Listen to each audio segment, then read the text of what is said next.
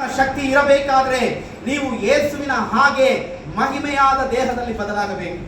ಅದಕ್ಕೆ 12ನೇ ಅಧ್ಯಾಯ ರೋಮ ಪುಸ್ತಕದಲ್ಲಿ ಹೇಳಲ್ಪಡುತ್ತದೆ, ನಿಮ್ಮ ಪ್ರಾಣ ಆತ್ಮ ಶರೀರವನ್ನ ಸಜೀವ ಯಜ್ಞವಾಗಿ ಆತನಿಗೆ ಸಮರ್ಪಿಸುವಾಗ ಅದೇ ಏನಾಗಿದೆ, ವಿಶೇಷವಾಗಿರುವಂತಹ ಆರಾಧನೆ, ಅದೇ ವಿಶೇಷವಾಗಿರುವಂತಹ ಯಜ್ಞ.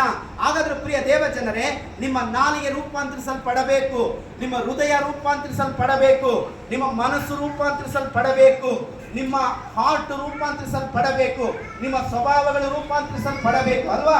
ನಿಮ್ಮ ಆಲೋಚನೆಗಳು ಬದಲಾಗಬೇಕು. ನಾನು ಯೇಸುವಿನ ಮಗು, ನಾನು ಯೇಸುವಿನ ಮಕ್ಕಳು. ಹಾಗಾಗಿ ಯೇಸುವಿನ ಗುಣಾತಿಶಯ ಯಾರಲ್ಲಿ ಬರಬೇಕು? ನನ್ನಲ್ಲಿ ಬರಬೇಕು.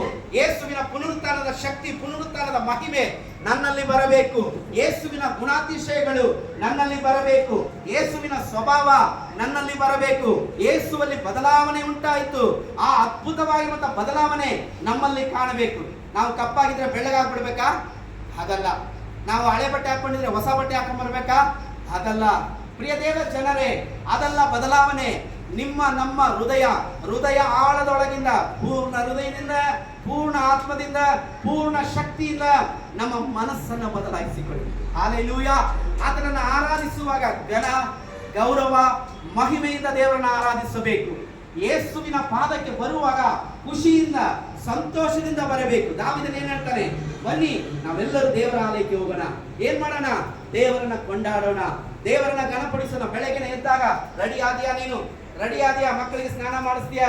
ನೀನ್ ರೆಡಿ ಆಗು, ಐರನ್ ಮಾಡು. ನಾನು ಪದೇ ಇವರೆಲ್ಲ ಪಡ್ಕೊಳ್ತಾ ಇರ್ತೀನಿ. ಯಾಕೆ? ನನ್ನ ದೇವರನ್ನ ಆರಾಧಿಸ್ಲಿಕ್ಕೆ ಹೋಗ್ತಾ ಇದ್ದೀನಿ. ನನ್ನ ದೇವರನ್ನ ಘನಪಡಿಸ್ಲಿಕ್ಕೆ ನಮ್ಗೆ ವಾರ ಸಿಗತ್ತೇನ್ರಿ? 6 ದಿನ ಸಿಗತ್ತ ಈ ಭಾನುವಾರ? ಒಂದೇ ವಾರದಲ್ಲಿ ಒಂದೇ ದಿವಸ. ಈ ಒಂದು ದಿವಸ ಎಷ್ಟು ಗಂಟೆ? 2 ಅವರ್. ನಾನು ಸಭೆಗೆ ಯಾಕೆ ಲೇಟಾಗಿ ಹೋಗ್ಬೇಕು? ಇರೋ 2 ಅವರಲ್ಲಿ ನಾನು ಅರ್ಧ ಗಂಟೆ ಯಾಕೆ ನನ್ನ ಕೆಲಸಕ್ಕೆ ಯೂಸ್ ಮಾಡಬೇಕು? ನಾನು ಇನ್ನು ಅರ್ಧ ಗಂಟೆ ಮುಂಚೆ ಹೋಗ್ತೀನಿ ನನ್ನ ದೇವರನ್ನ ಆರಾಧಿಸ್ಲಿಕ್ಕೆ. ನಾನು ನನ್ನ ಮನೆಯಲ್ಲಿ ಬೈದು ಸಿದ್ಧಪಡಿಸಿ ಅವ್ರನ್ನ ಕರ್ಕೊಂಡ್ಬರ್ತೀನಿ. ಹಲ್ಲೆಲೂಯಾ.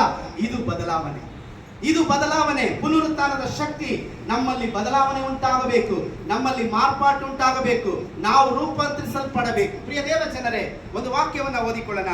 ತೆಗೆದುಕೊಳ್ಳ್ರಿ ರೋಮ ಪುಸ್ತಕ 6ನೇ